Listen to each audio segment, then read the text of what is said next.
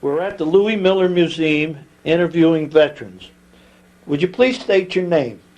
I'm Melvin Irving Stevens I see. And where do you live? Or on 21983 NY 22. In other words, North Hoosick Road. on the North Hoosick Road. Okay.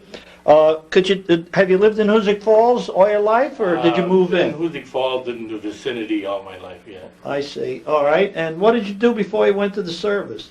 Well, of course, I was turning 18, and I went through school in 3 years because I thought I was going to get drafted. But I worked on a farm before, while I was going to school, of course. I see. Would your father have a farm? Or? Yeah. I see. All right. So I knew I figured I was going to get drafted, so I took double courses that 1 year so I could graduate. And what year did you graduate? 45. In 1945. All right. And then what happened? Well, I went down and took my physical, and they said I had a heart murmur and flat feet, so they put me in 4F. I see. And then what happened? Well, of course, I worked on a farm and at different things here and there, in the woods, cutting wood. A lot of masonry work with my uncles, who were all masons there. Then when the Korean War came up, I went down and took another physical, and they said, you're good enough. You need flat feet, we'll put you in where truck driving, you won't have to walk. I see. And then you were drafted. I was drafted then. In the Korean War, and they took you, right? Yeah. Okay, and then what happened? Where did you take your basic? Where did they send you? I went from, we went out to camps in Boston there. From there I went down to Fort Eustis. I see. And that is the Transportation Corps of the Army. All right. And I was down there and took my basic there and took MOS before I went overseas, over to Korea. And what were you getting trained for? More or less truck driving.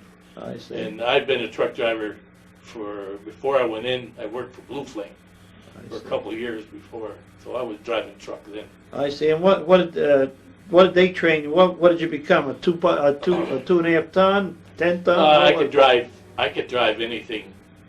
When I left there, up to semis, and I think that was it from there. Okay, Semis. so then what happened? They ship you? They shipped me over to Korea. Of course, I went to Camp Stoneman out in California.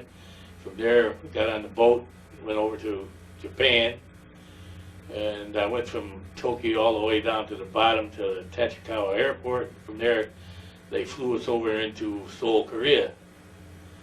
I always remember when I got off, the guy says to me, well, he says, the plane before you didn't make it. That always made me happy, I'll tell you. Yeah, so you got into Seoul. So got into Seoul, and they lined us up and told us where we were going. And there happened to be another young man by the name of Stevenson in there. So they were telling us where we're going, and they called my name out, and I said, yeah, okay. He says, you're going down to Suwon. So I went to Suwon, and 2 days later, they called up and said, you're in the wrong place. You're supposed to be back up here in Seoul. So I went back up, and young Stevenson says, I've been answering for you, he says, ever since you left. So they sent me over on K-16 in Seoul Airport. It was the Air Force engineers. And I started driving truck over there, which was for heavy equipment. And our truck was a tank retriever with a low boy in back of it. We didn't have the regular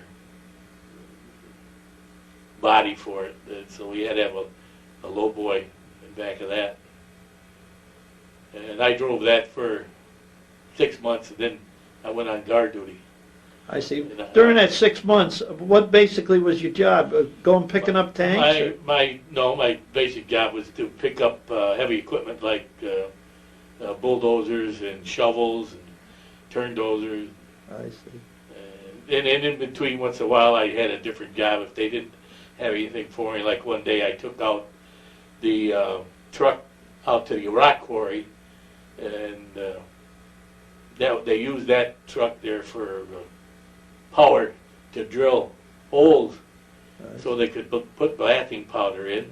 for the quarter. And then at the end of the day, when they got all the holes drilled and all the powder full, they used to touch them off. When we were out there all looking, of course, when all that touched off, boy, I'll tell you, there was rock flying all over. And most generally, you didn't realize how close you were, so you had to make a dive someplace to get underneath. I see. All right, so then what happened? I mean, when you became a, guard duty. Well, we guarded the Air Force Base there. I think it was on that for 2 months. And we went out and guarded the base. You had 4 hours on, generally 6 to 10, 10 to 2, and 2 to 6. And I forget how many places we had to guard. I think it was 12. And of course, there were different companies would take over certain hours of the night, and you always rotated. You wouldn't have the same shift all the while. More or less, it was to watch people coming and going. I mean, you had to hold up even your own guys so they wouldn't get out there, because hey, when they got out there, they didn't make it back to their camp a lot of times. And as we got over there, the guy says, "I define you to tell the difference between a North and a South Korean." They had a lot of infiltration. And they had a lot. You wouldn't know the difference if a North Korean come down. I mean, in there, I doubt it. Especially in the wintertime when they're all bundled up. Yeah. And it was dangerous because you never knew who your enemy was. Oh no, you didn't really. And as they say, we've had guys leave the base over there and got cut up pretty bad before they, because they were a little bit inebriated. So I wouldn't let anybody out. I always kept them in there until the next morning or so. If I was on that certain. On that shift. Where they went out through. I see. All right. Tell us a little more about Korea. What I remember we talked last week or so. Well, I mean, being on guard duty, of course, if you got through with the first section and you went to sleep, you could get up in the morning. So me and another fellow by the name of McHale, we used to take off and take pictures. And we used to get rides and go up to Incheon, which was go down to Incheon, which was a landlocked harbor. This is where the small boats could come in, and they would be in the water, but the big boats, when the tide went out, would sit right on the bottom, because the tide would go out for about 1.5 miles. I see. And as I say, when I was driving tank retriever there, I used to go down to Low Boys and pick up all the old oil barrels, because we used them to put in back of up in Kimpo, in fact, of the jets as barriers. They put these oil barrels full of sand, and then the sandbags in back of them. That's what they used to keep the jets more or less stationed. And I was up there and used to watch the jets come in. Well, in fact, our outfit went up there, and this is the rock quarry. They extended the airfield another 1/2 mile because it wasn't quite long enough. I mean, the guys coming in with the jets there were just about able to stop at the end of the runway, so they extended it another 1/2 mile. They took down a whole mountain. They had these bulldozers and earth movers and everything, and they just leveled one mountain right down so they could extend that airport. I see. But as they say, I was up there and I watched them taking all the ammunition out of the guns and everything, the ship or the airplanes. The first thing they come in, and this is what they did, is take all the ammunition out. Because if they didn't, sometimes they misfired, and you didn't want to be around them. I see. That was when I was down driving tank retriever. Then it got so when I was on guard duty, we used to have to go down and guard heavy equipment. Believe it or not, I think if there was 4 Koreans with an A-frame, they could carry away one of them bulldozers. Honest, the load that they could carry on an A-frame, you can't believe. Then we used to have to go up to Kimpo and guard heavy equipment up there. And on our base, of course, we guarded our base. our company's Company C. More or less, it was the young kids would come in and try to get the food. And I caught one kid twice, put him in the orphanage, but he never stayed there long. He was right back out again. And we had a young kid that used to stay down at one of our guard stations, and he'd eat candy bars and keep the fires going. And this is how most of the kids were over there. Well, they didn't have too much to eat. So they didn't have too much to eat. Of course, we had houseboys. They used to come in and clean up all our tents. Of course, we stayed in tents, which was a lot better than what a lot of these guys had to stay in over there. Now, most of the Korean people, veterans I've talked to, said it was really cold there in the winter. We had, at that one time when I was over there, I don't think it got above 0 all week. It was cold. It froze ice right next to our stove, so that's how cold. We had these little stoves. Of course, we turned them all down in the night, and in the daytime we turned them up a little bit to keep the heat. We had oil. One fellow in the company, that's all he did, is run around to keep oil barrels there so we could have heat in the tent. I see. It was cold over there, and it didn't only snow a couple of times, really. But it was cold. I see. Okay, so you did this guard duty, and then what happened? Well, I mean, I did guard duty until I got ready to come home. I see. And when was that? That was in October. Because I can remember going across the international date line, of course, coming over and going back.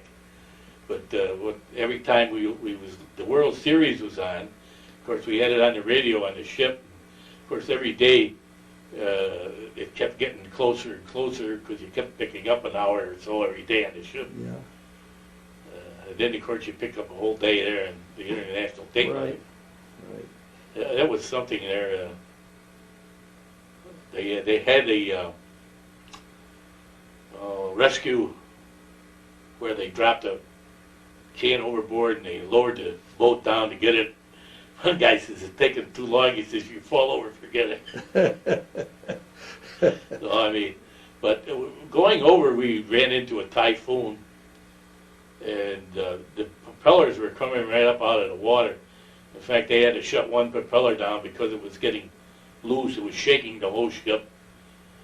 So they had to shut that one down until it got all over with. And we more or less limped into port, which was quite a thing after we got into Yokohama, and see how busy that port was with these little boats going in and out, and the big boats. And there were boats coming in to take the garbage off. There was boats coming in to refuel the ships. It was something to see all that. All right, so you're on your way home, and you came home, and what I came home, and of course we got into Pier 96 in Seattle, and then from there I flew into New York, and I got stationed at Camp Kilmer. Then from there, I was down there a week, and they transferred me to Governor's Island. And Governor's Island, yeah, I worked in the parts room in, a motor pool. I took care of all the parts. I see. I worked there for two months, and then I got transferred out. All right. To get discharged? So did you go discharged, yeah. All right. And then what happened after you discharged? And after I went discharged, I went back to work for Blue Flame. And I worked for them for a while, and then I worked for Millington Ford for a year, and then went back, worked for Blue Flame for another couple of years, and then took the test and went in the post office. And I worked for them for 27 years. I see. Now, when did you get married? I was married in 1963. I see. And how many children did you have? We got 3 children. 3? 2 girls and a boy. And what are they doing there? And one girl is working for Corning Industries as a purchasing agent. My son works for the post office, and my younger daughter works for Kaiser Paramendi. I see. Well, is there anything else you'd like to tell us about your service or about Hoosick Falls? Or I know you're active. You help us in the museum, and you're. Because as I say, me and Mikhail used to travel all over, and I've got a lot of pictures of different places in Korea. We went up to the radio outfit that took care of all the radios for the airport. We used to have to, as I say, engineers, we went up and they had to widen the road out. I mean, when you look down over the side, hey, it was a long ways down. There wasn't much between it, so they decided they better widen the road out a little bit. But, I know that there, and then, as I say, we used to have to go to Kimpo a lot. And you could, at night, you could watch the, more or less like the fireworks, but they were shooting anti-aircraft guns off. And when they talk about Bed Check Charlie, we used to have Bed Check Charlie home. He'd come in with a monoplane and maybe drop a couple of bombs. But the guys before me said that one Christmas he'd come over and tossed out a hand grenade. Yeah. I don't know. Who was he? What was that about? Well, it's a monoplane. And of course the jets were too fast for the monoplane. So the guy in the Navy, he flew a monoplane and he shot down 5 of them. I think he became an ace because he shot down 5 of them. See, the jets, they were just too fast. By the time they see them, they never... What did the Koreans have these monoplanes? And they had the monoplanes, yeah. I mean, old planes. The old single engine, and they did. At one time, they dropped 2 500-pound bombs across the river, but luckily for us, they didn't go off. I mean, we were still a half mile away, maybe, because we were right outside the city of Seoul, where the air base was. I see. Yeah. Okay. So, if there's anything else you want to say, now's the time to say it. It's your tape. No, I mean... Anything about Hoosick Falls, or... You've been real active in Hoosick Falls at the church, and you've been active in the Masons, and... I've been in the Masons, and the church, and the Historical Society. Yeah, it's kept pretty busy here. Well... But that, I don't know, I think there's too much more. Well, we thank you very much for coming, Irv.